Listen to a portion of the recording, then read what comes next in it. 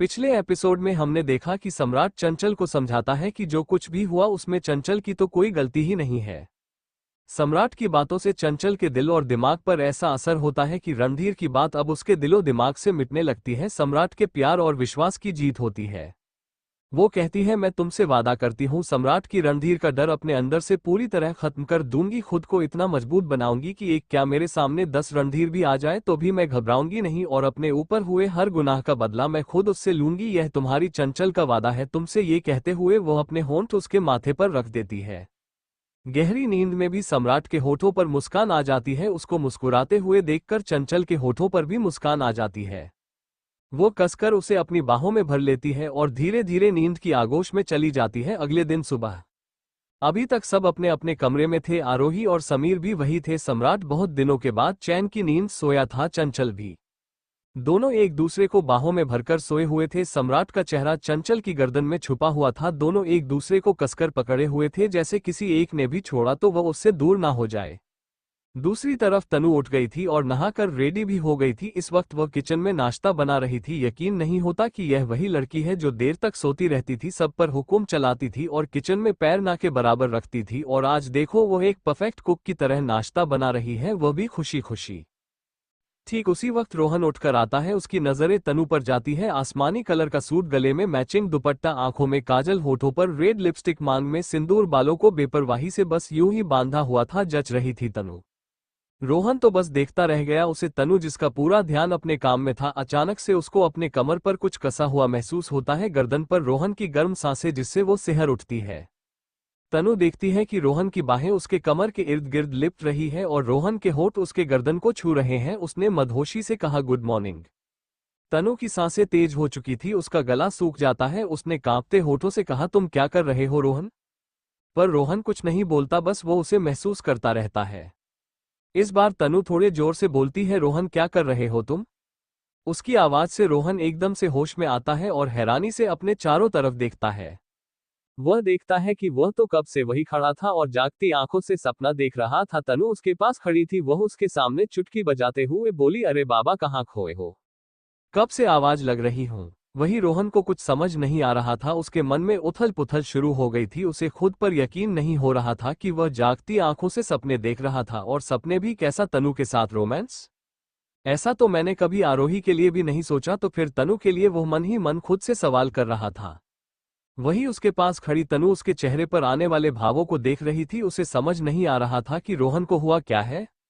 वो उसके कंधे पर हाथ रखते हुए बोली, रोहन तुम ठीक तो हो ना? रोहन एकदम से चौंकते हुए, मैंने कुछ नहीं किया, वो तो बस सपने में।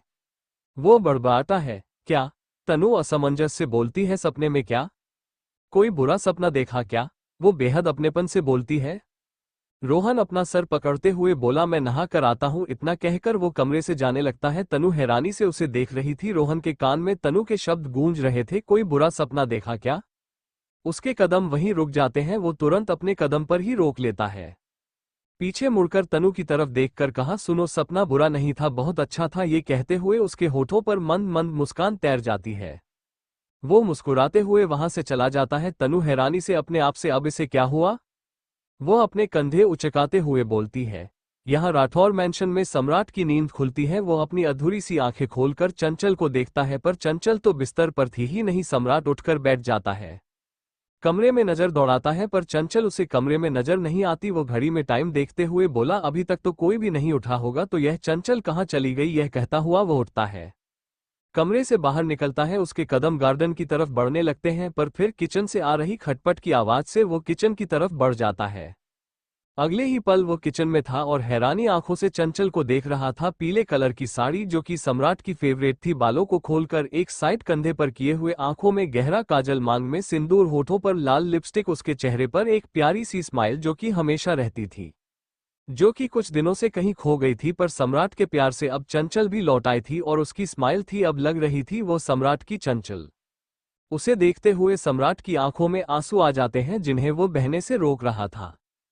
चंचल को सम्राट के आने का एहसास हो गया था। वह बिना उसकी तरफ देखे बोली, अब वहीं से देखते रहोगे या पास भी आओगे? हद करते हो। यहाँ मैं इतनी अच्छी तरह से तैयार हुई हूँ, यह नहीं कि जरा सी तारीफ कर दो, कंजूस कहीं के। चंचल अपने आंसुओं को रोकते हुए बोलती है। सम्राट उसके पास आता है, पीछे से उसे बाहों में भर लेता है, अपना चेहरा उसके कंधे पर टिका देता है जैसे वो रोज करता था।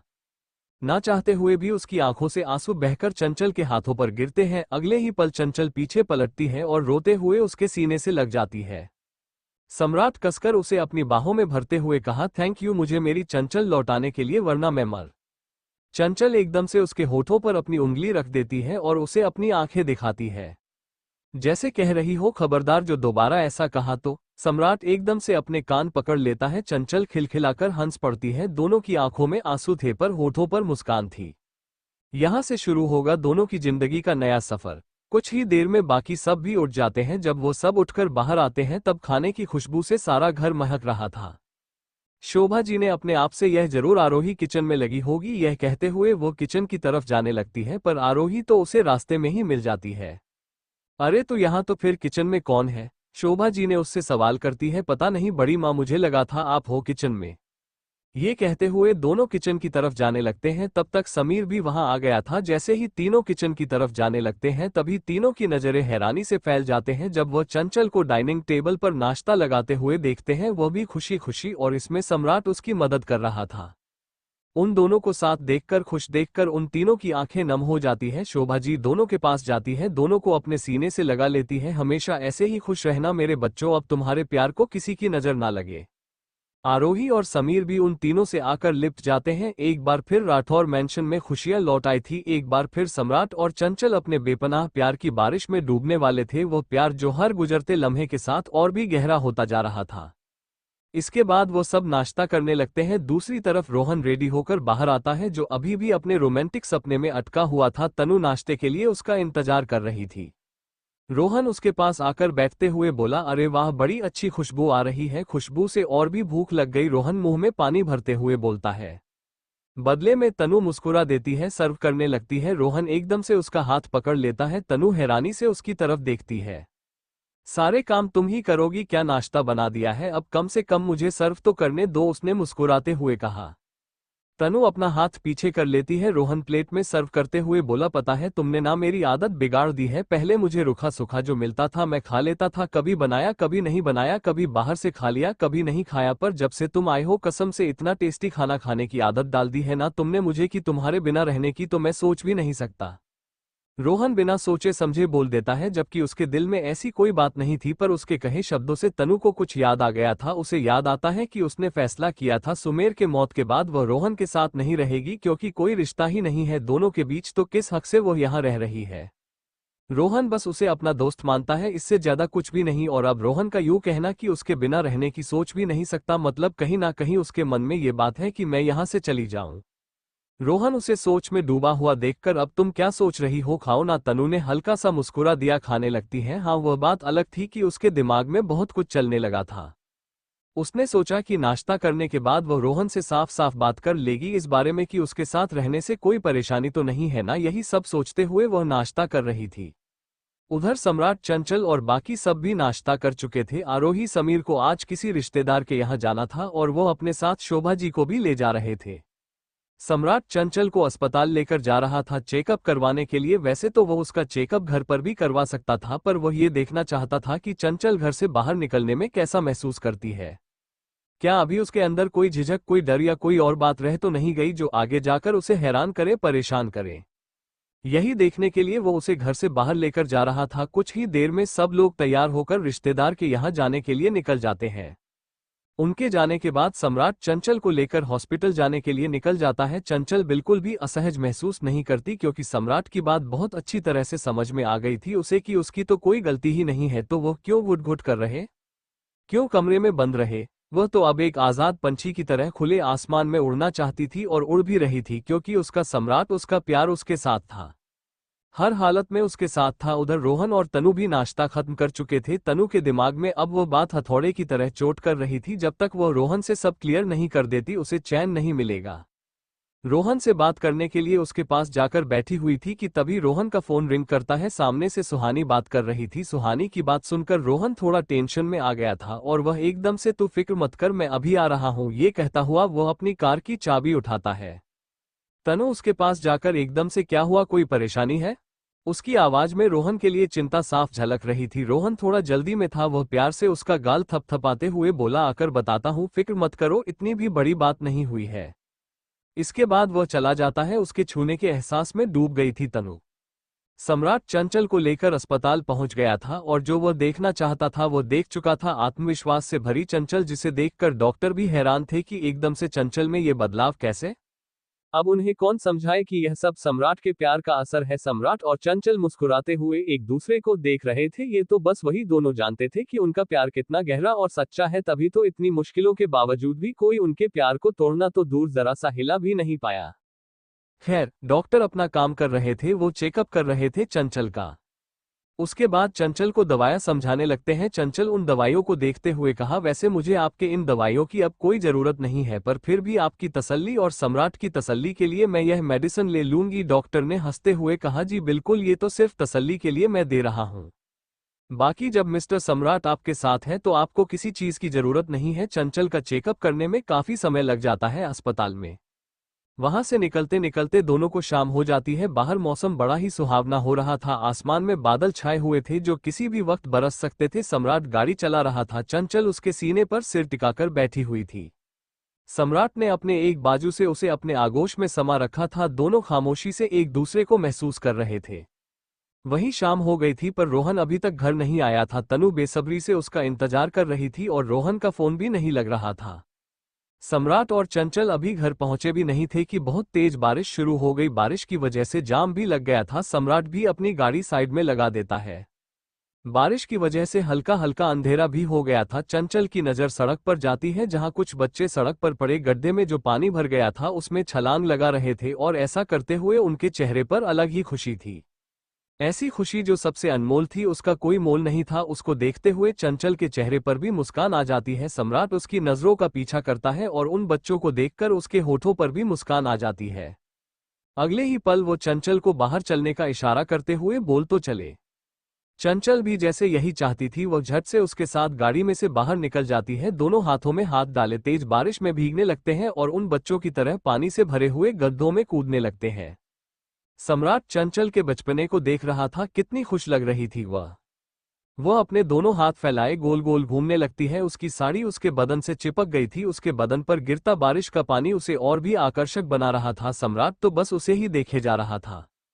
अगले ही पल उसके कदम चंचल की तरफ बढ़ जाते हैं और वह उसके बेहद करीब जाता है। अपना ठंडा ठंडा हाथ उसकी कमर पर रख अपने करीब करता है।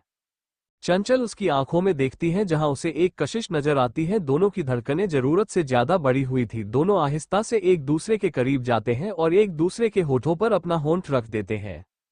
आसपास गुजरते लोगों से दोनों को कोई मतलब नहीं था। वैसे भी बारिश की वजह से वहां पर इक्का दुक्का ही लोग थे। सम्राट चंचल और भी करीब आते ही जा रहे थे और अपने प्यार की बारिश में भीगते ही जा रहे थे। आज पूरी कायनात भी उनके प्यार को देखकर झूम कर बरस रही थी। दोनों ही एक दूसरे को डीप किस कर रहे थे। आसमान में बादलों की गड़गड़ाहट की आवाज से दोनों होश में आते हैं। चंचल खुद को सम्राट के इतना करीब देखकर हैरान रह जाती है। उसे बहुत शर्म आ रही थी कि वह बीच सड़क पर उसे किस कर रही थी। उसका चेहरा शर्म से लाल हो गया था जबकि सम्राट को कोई फर्क नहीं पड़ रहा था। वो फिर से चंचल के करीब जाता है और अपने होठ उसके होठों पर रख देता है, जैसे कह रहा हो अपने बीवी को किस कर रहा हूं, किसी और को नहीं। चंचल उससे दूर होने की कोशिश कर रही थी पर सम्राट उसे कहां दूर होने दे रहा था। तभी गाड़ियों का शोर उन्हें सुनाई देता है जिससे उन्हें पता चलता है कि ट्रैफिक खुल गया है। सम्राट का ध्यान बनता देखकर चंचल तुरंत गाड़ी में जाकर बैठ जाती है। सम्राट झट से उसके पीछे जाता है। ड्राइविंग सीट पर बैठते हुए बोला, तो क्या गाड़ी में तुम बच जाओगी? ये कहता हुआ वो उस पर झुकने लगता है। चंचल उसे पीछे करते हुए बोली, सम्राट प्लीज, मुझे पहले ही बहुत शर्म आ रही है। उधर तनु को बहुत टेंशन हो रही थी कि अभी तक रोहन आया क्यों नहीं। वो फिर से उसे फोन करने लगती है। तभी भीगा हुआ रोहन घर के अंदर आता है। उसे देखकर तनु की जान में जान आती है। अरे बाबा, कहाँ चले गए थे तुम? ये कहते हुए वो उसकी तरफ बढ़ती है। जल्दी जल्दी में उसका पैर नीचे बिछाए कारपेट में उलझ जाता है और वो लड़खड़ा जाती है। उसे संभालने के लिए रोहन उसकी तरफ बढ़ता है और दोनों का ही बैलेंस बिगड़ जाता है जिससे दोनों ही जमीन पर गिर जाते हैं। तनु नीचे और रोहन उसके ऊपर और दोनों की तेज चलती सांस। रोहन के भीगे हुए कपड़े तनु को भी भीगा चुके थे। उसके बालों से टपकता पानी तनु के चेहरे पर गिर रहा था जो उसे और भी खूबसूरत बना रहा था। रोहन कभी उसके इतना करीब नहीं गया। उसका तो छोड़ो, वो तो कभी किसी लड़की के इतने नजदीक नहीं गया था। उसकी और तनु की दोनों की हालत एक जैसी थी। दोनों ही एक दूसरे के करीबी से बेचैन हो रहे थे। दोनों इतने करीब थे कि दोनों को एक दूसरे की गर्म सांस एक दूसरे के चेहरे पर महसूस हो रही थी। दोनों को कोई होश नहीं था। रोहन धीरे धीरे उसके और करीब जा रहा था और तनु ना उसे रोक पा रही थी और ना खुद को। रोहन उसके दोनों हाथों को अपने हाथ से पकड़ लेता है और उसके होठों पर झुकने लगता है। तनु बिल्कुल भी नहीं चाहती थी कि रोहन कोई भी ऐसा काम करे जिसके बाद वह खुद से ही नजरें ना मिला पाए। इससे पहले कि रोहन पूरी तरह से बहकता, तनु बीच में ही उसे रोकते हुए बोली, रोहन प्लीज, क्या तुम एक पति होने के हक से मुझे छू रहे हो या तुम इस लम्हे में कमजोर पड़ गए हो? तनु उसे सीधा सवाल करती है और उसके सवाल से रोहन जैसे नींद से जागा हो। वो खुद को देखता है कि वह कैसे तनु के इतने करीब है और अगर तनु उसे नहीं रोकती तो वह पता नहीं वह एकदम से उससे अलग हो जाता है। उससे कुछ कहते नहीं बन रहा था, ना ही वह उससे नजरें मिला पा रहा था। वही तनु अभी भी उसे सवालियात नजरों से देख रही थी। रोहन को कुछ समझ नहीं आ रहा था। वो वहां से छत पर चला जाता है। तनु उसे रोकने के लिए अपना हाथ बढ़ाती है पर रोक नहीं पाती और वह मन ही मन, नहीं रोहन, इस बार तुम्हें अपनी फीलिंग समझनी होगी, एहसास करना होगा तुम्हें कि तुम क्या चाहते हो। तुम्हें बताना होगा कि मैं तुम्हारे लिए क्या अहमियत रखती हूँ। क्या मैं अभी भी सिर्फ तुम्हारी दोस्त हूँ? क्या तुम अभी भी आरोही से? वो अपनी बात पूरी सोच भी नहीं पाती। इसके बाद वो अपने कमरे में चली जाती है। सम्राट चंचल को लेकर घर पहुंच गया था। शोभा जी, आरोही, समीर, आरती जी कुछ दिन रिश्तेदार के यहाँ ही रुकने वाले थे। दोनों अपने कमरे के अंदर आते हैं। दोनों पूरे भीगे हुए थे। चंचल सम्राट की तरफ देखते हुए बोली, सबसे पहले कपड़े बदलो वरना सर्दी लग जाएगी। इतना कहकर वह अलमारी में से दोनों के कपड़े निकालने लगती है। सम्राट एकदम से उसकी कमर को पकड़ता है और उसे अपनी तरफ खींच लेता है। चंचल उसके सीने से जा लगती है और उसके बाल उसके चेहरे पर आ जाते हैं। सम्राट उसके बालों को कान के पीछे करते हुए कहा, जिसकी बीवी इतनी हॉट हो उसे सर्दी कैसे लग सकती है? ये कहता हुआ वो उसकी तरफ देखकर अपने एक आंख दबा देता है। उसकी बात सुनकर चंचल पूरी लाल सुर्ख हो जाती है। वो सम्राट के सीने पर मारते हुए बोली, कुछ ज्यादा ही बदमाश नहीं होते जा रहे हो तुम? सम्राट उसके माथे से अपना माथा जोड़ते हुए बोला, सब तुम्हारा असर है मोहतरमा, वरना बंदा मैं बहुत शरीफ था। उसकी बातें सुनकर चंचल खिलखिलाकर हंस पड़ती है। अगले ही पल सम्राट उसकी भीगी साड़ी उसके बदन से अलग करता है, उसे अपनी गोद में उठाकर बेड की तरफ बढ़ जाता है। चंचल शर्माकर अपना चेहरा उसके सीने में छुपा लेती है। इधर तनु अपने कपड़े बदलकर बिस्तर पर आ गई थी पर रोहन अभी तक नीचे नहीं आया था। वो अभी भी छत पर खड़ा बारिश में भीगते हुए वही सोच रहा था जो वह थोड़ी देर पहले तनु के साथ करने वाला था। वही सब उसकी आंखों के सामने घूम रहा था। अभी तक तो वह अपने सुबह वाले सपने से भी बाहर नहीं आया था और अब ये सब कैसे कर सकता हूं मैं? ये सब कैसे बहक गए मेरे कदम? क्यों मैं तनु की तरफ खींचा चला जाता हूं? क्यों? आखिर क्यों? वो खुद से ही सवाल कर रहा था। तू चाहने लगा है उसे? उसके दिल से आवाज आती है जिसे सुनकर रोहन चौंक जाता है, जैसे किसी ने उसकी चोरी पकड़ ली हो।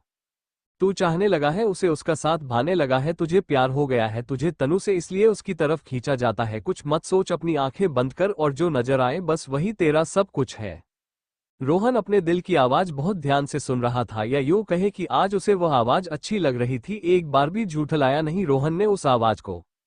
वो अपनी आंखें बंद करता है तो तनु का हंसता हुआ चेहरा नजर आता है, जिसके साथ उसे उसके सवालों के जवाब मिल गए थे।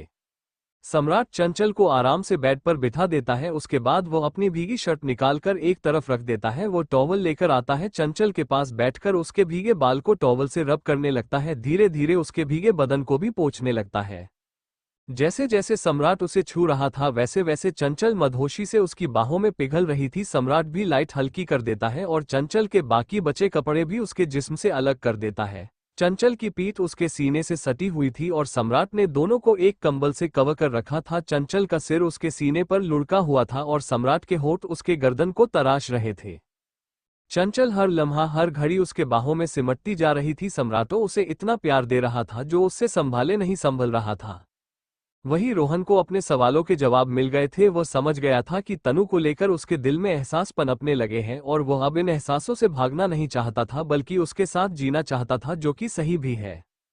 सबको अपनी जिंदगी में आगे बढ़ने का हक है, सबको अपनी जिंदगी में खुश रहने का हक है। एक वक्त था जब वह आरोही से बेपनाह प्यार करता था, लेकिन आरोही ने उसको एक दोस्त से ज्यादा कुछ नहीं माना था और वह समीर से प्यार करती थी। ये जानकर रोहन ने अपने कदम पीछे ले लिए ताकि आरोही खुश रहे। जो सभी के लिए इतना सोचता हो उसके पास भी तो ऐसा कोई होना चाहिए जो उसे बेपनाह प्यार करे, जिसे वह प्यार करे। तो वह अब उसे मिल गया था। अब देखना यह था कि वह कैसे तनु से ये सब कहता है। बारिश अब पहले से हल्की हो गई थी। तनु उसका इंतजार करते करते बिस्तर पर ही सो गई थी। उसने खाना भी नहीं खाया था। कुछ देर के बाद रोहन नीचे आता है। हालांकि उसे तनु के सामने जाने में अभी भी थोड़ा अजीब लग रहा था कि वह पता नहीं उसके बारे में क्या सोच रही होगी, कहीं वह उससे नाराज तो नहीं हो गई। यह सब सोचते हुए बहुत ही धीरे से कमरे में आता है और देखता है कि तनु सो चुकी है और सोते हुए वो इतनी प्यारी और मासूम लग रही थी कि बस रोहन तो उसे देखता ही रह गया। आज पहली बार वो उसे इतने गौर से देख रहा था। उसका दिल कर रहा था कि वह बस उसे देखता ही रहे, देखता ही रहे। कितना बदलाव आया था तनु में, ये देखकर रोहन हैरान था। रोहन धीरे से अलमारी खोलकर अपने कपड़े निकालता है और चेंज करके बिस्तर पर अपनी जगह आकर लेट जाता है। पर एक चीज थी जो उसे परेशान कर रही थी। उसे तो अपने एहसास समझ में आ गए थे, पर तनु उसको लेकर क्या सोचती है, क्या फील करती है, यह नहीं पता था उसे। अब उस बुद्धू को कौन बताए कि वो तो पहले ही उसे अपना दिल दे चुकी है। दोनों तरफ से बस इजहार होना बाकी है। सम्राट और चंचल अपने प्यार की बारिश में पूरी तरह से डूबे हुए थे। दोनों एक कंबल में लिपटे हुए थे। चंचल बिस्तर पर लेटी हुई थी और सम्राट उसके ऊपर। चंचल का एक हाथ उसके बालों में था तो दूसरा हाथ उसके पीठ पर। वही सम्राट के दोनों हाथ उसके बालों पर कसे हुए थे और वह बेतहाशा उसके होठों को चूमे जा रहा था। दोनों दो जिस्म और एक जान हो चुके थे। सम्राट उसके होठों को छोड़ उसके गर्दन को चूमने लगा, जो काफी था चंचल को और भी मदहोश करने के लिए। उसकी मदहोशी सम्राट को और भी दीवाना बना रही थी। उसकी महकी महकी सांसों से सम्राट पागल हो रहा था। सम्राट के हाथ उसके बालों से खेलते हुए उसके पूरे बदन को तराशने लगते हैं। चंचल उसके दीवानेपन से और भी दीवानी हो गई थी और वह भी उसका चेहरा चूमने लगती है। ऐसा करते हुए उसकी आंखों से बहकर उसके आंसू कानों तक चले जाते हैं, जिन्हें सम्राट देख लेता है। वो उसी पल रुक जाता है और बेचैनी से पूछा, क्या हुआ, मुझसे कोई गलती हुई क्या? चंचल हल्का सा मुस्कुराकर नामे अपना गर्दन हिला देती है, तो फिर ये तुम्हारी आंसू? सम्राट और भी बेचैनी से पूछता है। चंचल उसे अपने करीब आने का इशारा करती है। सम्राट अपना चेहरा उसके चेहरे के करीब ले जाता है। चंचल उसके माथे से अपना माथा जोड़ते हुए बोली, ये आंसू नहीं है सम्राट, तुम्हारा बेपनाह प्यार है जिससे मेरा दिल भर आया। मुझे अपनी किस्मत पर यकीन नहीं हो रहा कि तुम मुझसे इतना प्यार करते हो। उस हादसे के बाद मुझे लगा था कि मैंने अपना सब कुछ खो दिया, यहाँ तक कि तुम्हें भी। यह कहते हुए उसके आंखें फिर से नम हो जाती है। सम्राट एक एक करके उसकी नम आंखों को चूमते हुए बोला, तुम हो तो सम्राट है, तुम्हारे बिना तो मैं कुछ भी नहीं। तुम नहीं जानती कि तुम क्या हो मेरे लिए। ये कहते हुए वो उसकी माथे को चूम लेता है। चंचल कसकर उसे बाहों में भर लेती है और अपने होठ उसके होठों पर रखकर उसे डीप किस करने लगती है।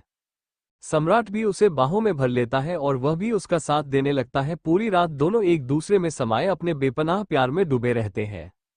दूसरी तरफ तनु तो गहरी नींद में सो रही थी, पर रोहन को नींद नहीं आ रही थी। वो बस उसे देखे जा रहा था। जब से उसे अपने प्यार का एहसास हुआ है तब से तनु उसे और भी हसीन लग रही थी।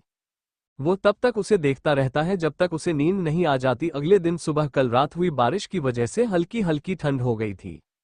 आसमान में अभी भी बादल छाए हुए थे, जिसके कारण सूरज दूर दूर तक कहीं नजर नहीं आ रहा था। रोहन की आंख खुलती है तो नजरें जाती है तनु पर, जो ठंड से सिकुड़ रही थी और उसका कंबल नीचे लटक रहा था। इस वक्त वह किसी छोटी बच्ची की तरह लग रही थी। उसे देखकर रोहन के होठों पर एक मुस्कान आ जाती है। वह नीचे लटका हुआ कंबल उठाता है, तनु को उड़ाने लगता है और ऐसा करते हुए बेहद करीब हो जाता है तनु के। तनु एकदम से करवट ले लेती है, गहरी नींद में उसके सीने से लग जाती है, अपनी एक बाजू उसके पेट पर लपेट देती है। अचानक से हुए इस हरकत के लिए रोहन तैयार नहीं था। उसका दिल तेजी से धड़कने लगता है, इतना कि अभी उछलकर बाहर आ जाएगा।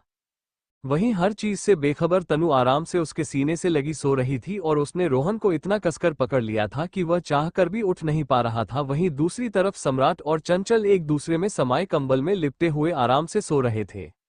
10 बजे बजने को आया पर दोनों को कोई होश नहीं था। कुछ देर के बाद चंचल की नींद खुलती है। वो अंगड़ाई लेते हुए उठती है, अपनी आंखें खोलती है तो सम्राट को अपने बेहद करीब पाती है। सम्राट उसे कसकर अपनी बाहों में भर रखा था और अपना चेहरा उसकी गर्दन में छुपा रखा था। रात के हसीन पल चंचल के दिमाग में ताज़ा हो जाते हैं, जिससे वो शर्मा जाती है। उसे सम्राट पर इतना प्यार आता है कि वो आहिस्ता से उसके होठों को चूम लेती है और फिर प्यार से उसे निहारने लगती है। उसके छुअन से सम्राट तुरंत उठ गया था, पर उसने अपनी आंखें नहीं खोली। चंचल को लगता है कि वह सो रहा है। धीरे धीरे वो उसके कानों को चूम लेती है, कभी उसकी आंखों को, कभी उसके माथे को। जैसे जैसे वो सम्राट के करीब जा रही थी उसे सम्राट पर और भी प्यार आ रहा था और उसके इसी प्यार पर सम्राट मुस्कुरा रहा था।